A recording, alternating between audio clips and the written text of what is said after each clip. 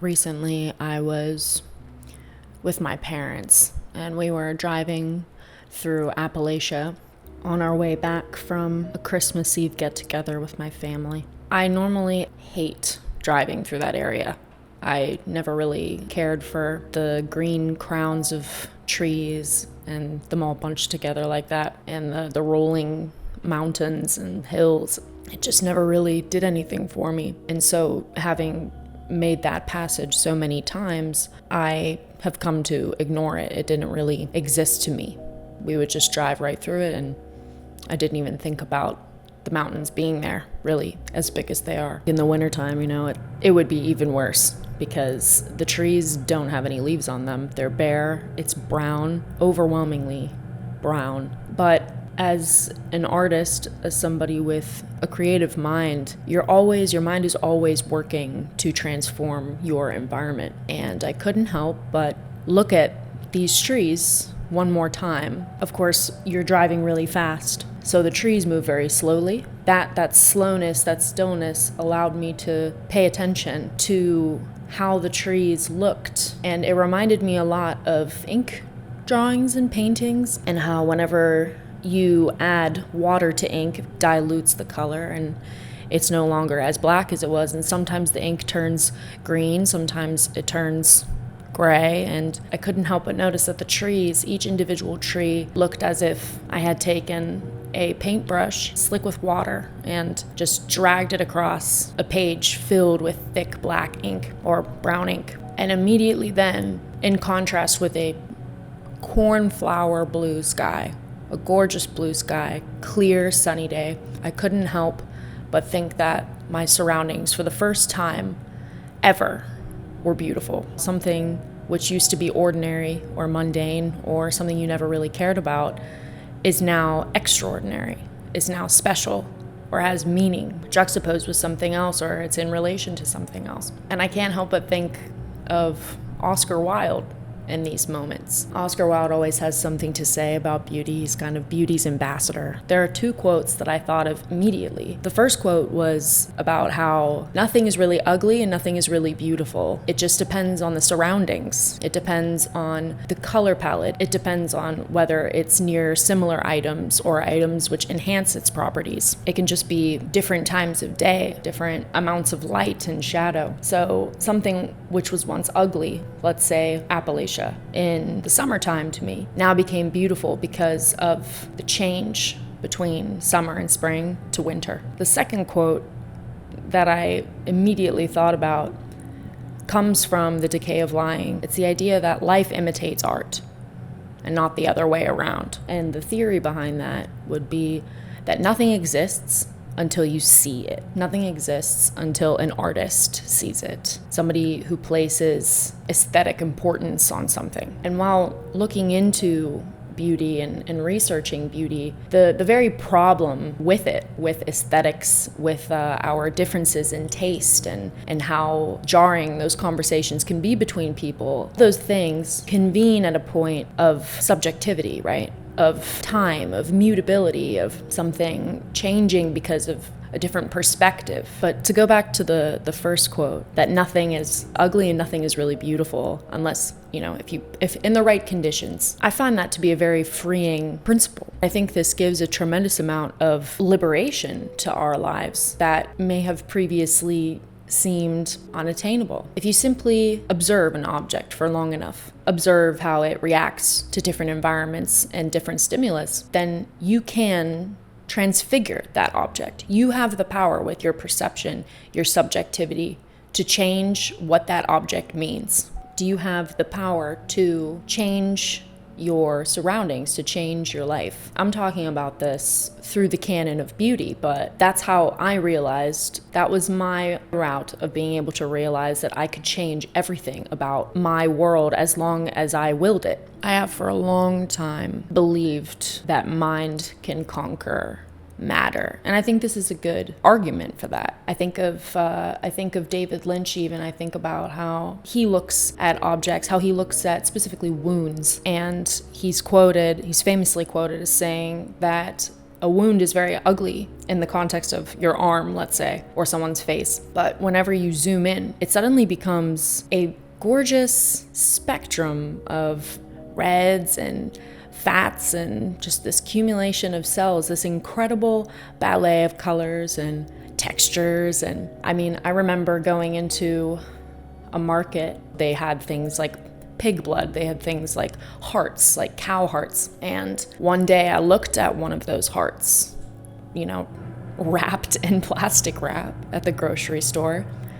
And I stopped thinking about it like an organ. Beauty is a lot like this. It removes the context a lot of the time, and I think that can cause issues. But I stopped looking at it like a heart, and I started looking at it just as textures and colors. And it was one of the most beautiful things I've ever seen. And too, one of the meat distributor, they stamped something onto the heart with blue ink.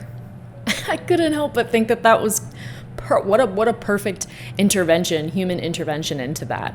I just thought, wow, it's the simplest thing to change your perspective on something. Something can be macabre, disgusting, grotesque, and then within seconds, if you remove its context or you remove its relation to something else, if you change its identity, it becomes beautiful. There's such liberation in that. There's such freedom in that, and it's crazy to me that people can go through day after day and hate their life, hate their surroundings. They look outside and they pray for summer, or they pray for snow to blanket all of that ugliness. All those things are great too. Snow is beautiful. Summertime, the smell of the wind and walking through, and it's 60, 70, 80 degrees, and it's so freeing and everything feels so alive. You can wait for a Band-Aid fix, an easy fix to your problems, to this world that you think doesn't suit you. But I think it takes a true fighter for their own life to change something that they initially saw to be ugly. Now, I've definitely said conversely in conversation with people that I think you should define what you think is ugly and what you think is beautiful. Like I think you should put your foot down whenever you think something is unbearable or immoral or wrong or something which offends you. I think you should definitely make those distinctions in your life. And I think you should seek out what you think is beautiful. But it is this transfiguration that creates more complex beauties. Take an ugly object and breed it with a beautiful concept. That's something that I would definitely condone. It's something that I think adds more facets to the things that we find beautiful and elevates the things that we find ugly. I think the real tragedy of not seeing, of ignoring your surroundings, let's say, because you think they're ugly, choosing to go through life dissociating from everything around you. That's no way to live. And it's this sight, this artist's perspective, this ability to change, to transfigure your surroundings, to take something which was once ugly and transform it into something beautiful, or more so to the point, take something which you never saw or never cared about, never considered, and to finally see it. It's about living sensually. People today want to turn off their senses. They feel constantly, and I get it, they feel attacked at all angles, all the time, whether it's world events, whether it's transgressive acts from one person to another in their own friend group or otherwise, whether it's their workplace demanding more of them than they can give. We're going through life with our head down and just praying for the next day. And then what's the next day? The same. And I so desperately want people to remove themselves from that way of living in any possible way that you can, whether it's removing yourself from those situations or seeing beauty where it is, or whether it's just being conscious and aware and sensual. I think that the visible world is there for a reason. I think it's there to be made real by us. There's a Gautier quote that I love so much. I am for whom the visible world exists. It is the joy of life I've realized is so incredibly simple. Is to just sit back and observe, or to enjoy a good meal and how it tastes, to notice things, this hidden life and hidden world behind something that you would ordinarily just think was nice, and you realize it's actually extraordinary. Another memory I have, one of my favorite memories from this past year, is 4th of July. And fireworks, of course, on 4th of July. That's one of my favorite reasons to live are fireworks. I absolutely adore fireworks. We were downtown watching the fireworks by a river, and this big storm cloud comes in, and there's like hundreds of people in the area, and after the fireworks it starts pouring rain.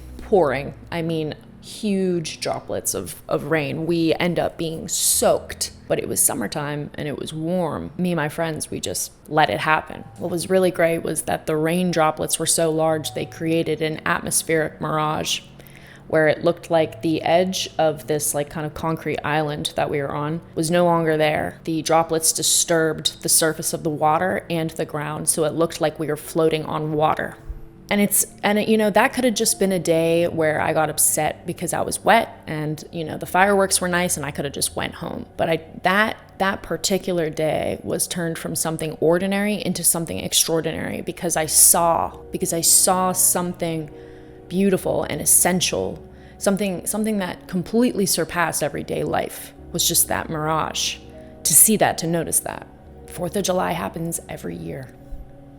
It's just another day, and I could have been unconscious walking through all of that, but it was seeing beauty. It was looking at it through an artistic lens, that the world became known to me and became mine, and a world that I want to live in, and it wants me to live in, Sometimes I think that beauty, nature, all that, it wants you to see it.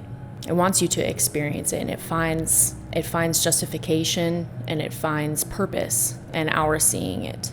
I think it's important to keep that in mind, that it's never a lonely place when you observe, when you see the world, because the world sees you too. That's the most important thing about sensualism, I think, about living sensually, is that through your senses, through your experience, your perception of the world, it's like you're reaching your hand out and somebody is coming out of nothingness to hold your hand and shake your hand and let you know that they see that you're watching. I know that sounds ridiculous and all, but it's comforting, when you're lonely in life. Being able to see the world, noticing the world is like locking eyes with your future love from across the street. It's finding kinship. And in moments like that, I always get emotional. I always cry because I feel like I'm actually gonna cry now. Wow, didn't mean for this to happen. The world can be such a lonely place, especially if you're a creative, especially if you're an individual. And in moments like that, it feels like somebody knows you're suffering and they want to help. And they want to give you this beauty, this sight to be able to see in order to comfort you. Oh, the world doesn't exist until you see it.